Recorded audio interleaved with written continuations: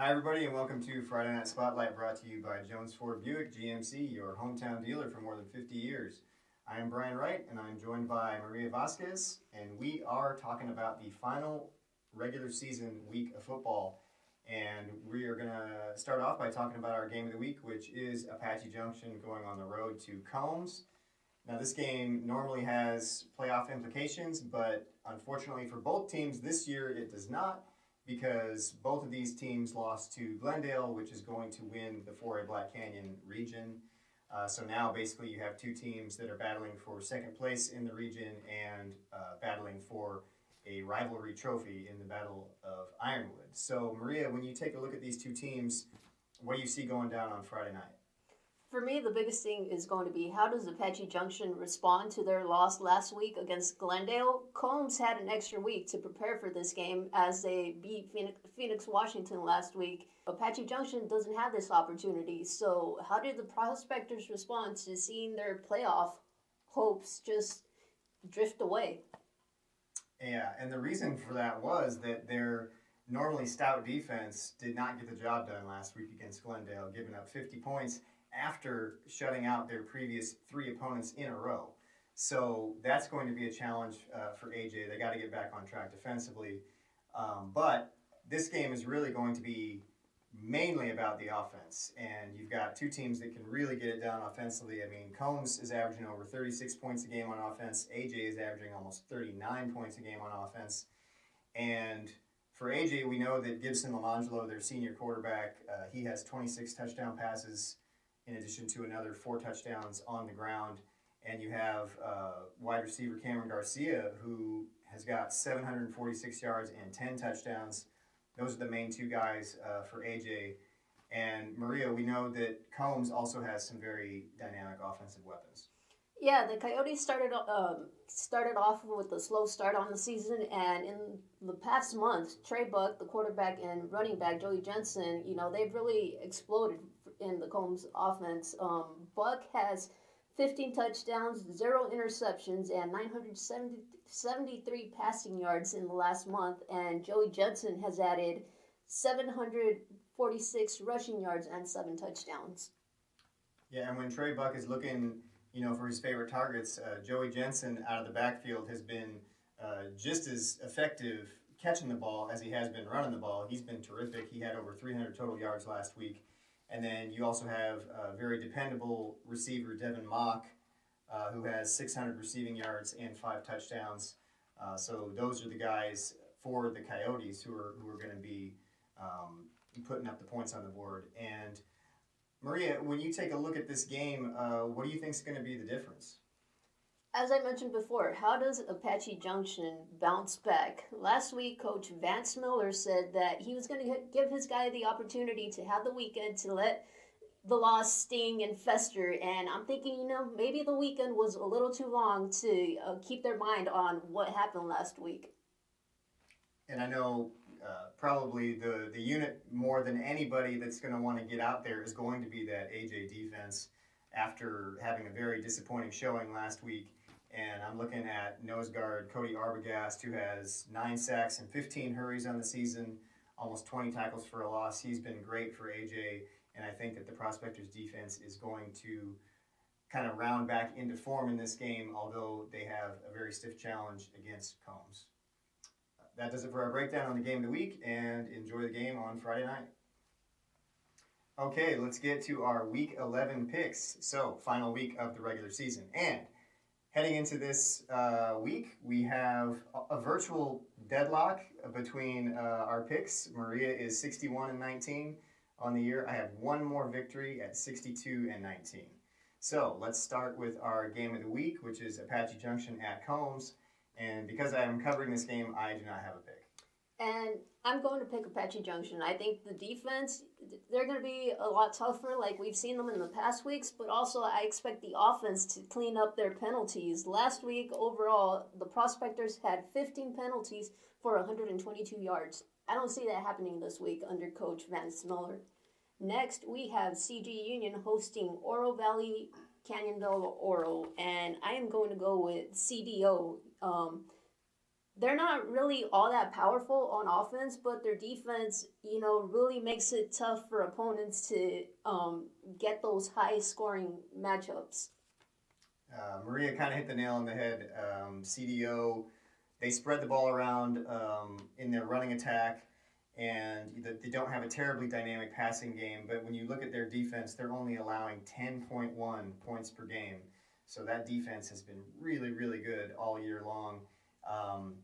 CG Union, I probably would have picked them in this game had they performed like I thought they would last week against Saguaro, but they really did not play up to expectation last week, and they lost by 3 touchdowns to Saguaro. So I'm going to take CDO in this game. Next, we have Vista Grande going on the road to Tucson South Point Catholic, which is the number 1 team in 4A and arguably the number 1 team in the state. Meanwhile, Vista Grande 0-9 has struggled mightily all year long. And I think really the only thing you can say when you talk about South Point is Bijan Robinson. This guy has averaged 22.5 yards per carry on the season. He has 35 rushing touchdowns. And he might not even be in the game very long in this one because it's probably going to get out of hand very early. But he is certainly one to watch. That's going to be his last regular season game of his career before he goes on to Texas. And for Vista Grande, I think you just want to see them maybe put up some points on the board. You don't want them, if you're Vista Grande, you don't want to get shut out. You want to see if you can maybe get a touchdown and see if you can move the ball a little bit with quarterback Donald Altaffer in that passing game. Yeah, also in talking last week with Coach Chris Seymour, he said, hey, it's a great learning experience for the Spartans going up against the top team in the conference and, the top running back in the state. Yeah, I don't expect to see much from the Spartans, but as Coach Seymour said, it's going to be a learning experience. Next, we have Santa Cruz hosting Heritage Academy Levine. And as a Santa Cruz reporter, I do not get a pick in this game. This one's going to be a nice kind of end of regular season cushion for Santa Cruz, which played a really, really tough schedule for the majority of the year. Heritage Academy Levine, probably the weakest team on their schedule, so they should win this one easily. I look for Hunter Ogle, who's got over 1,200 yards rushing and 13 touchdowns to have another big game.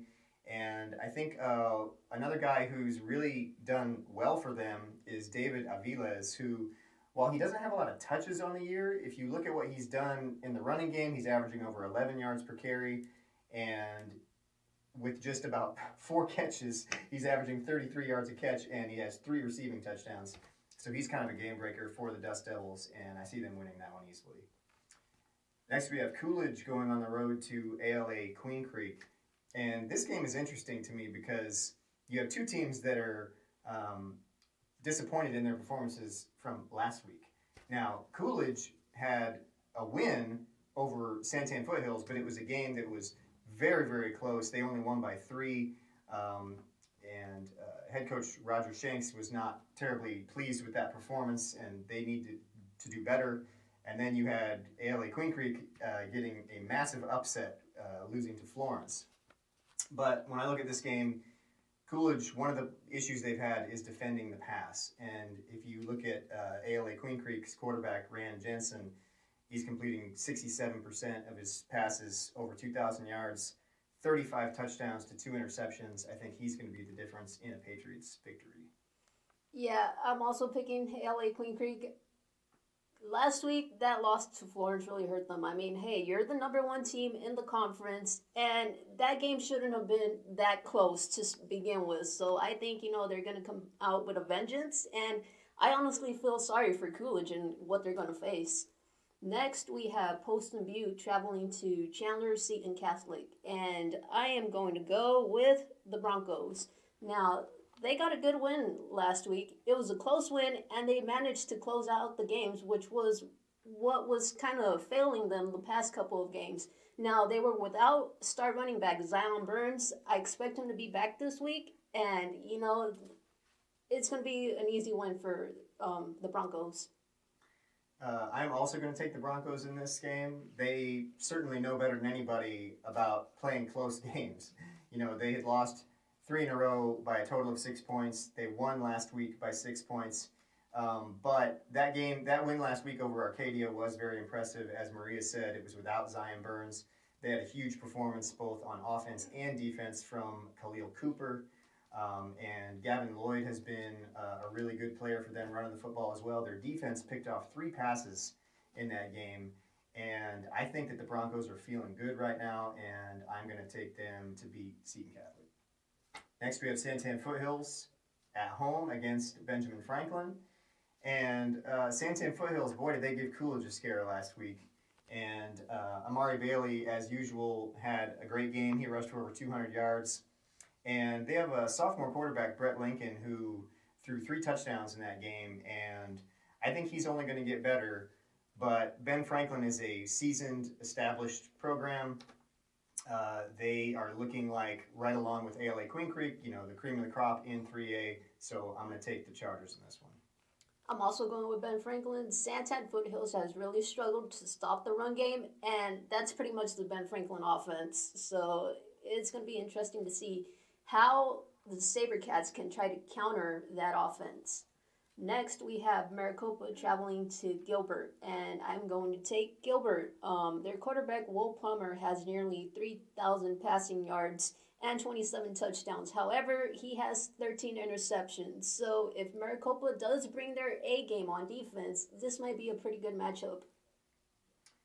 And I'm going to take Maricopa in this game because last week they played a team that's better than Gilbert in Queen Creek Castile, and they really gave Castile all they could handle. That game went down to the final minutes of the fourth quarter. You had the best performance of the year from quarterback Daxton Redfern, who threw 4 touchdown passes. Big thing to watch here is Maricopa running back Mr. Chavis. Is he going to play in this game? Because he left the game against Castile with what looked like a concussion, and it's not known, to me at least, if he's going to play in this game. So that is kind of an X factor, but I'm going to take the Rams in this game anyway. Last game we have is Florence going on the road to ALA Ironwood. And Florence, as we mentioned earlier, had that huge upset win over ALA Queen Creek. So kind of a season salvaging win for them. Now, they're still only 3-6. So, Florence, even if they win this game, they're going to have a sub-500 season, and they're not going to feel great about that. But they have that kind of season-defining moment where they can say that they knocked off the number 1 team. ALA Ironwood, conversely, very young team, not a lot of depth or talent on this squad. They are 0-9, and I think that they're not ready to beat the Gophers, so I'm going to take Florence.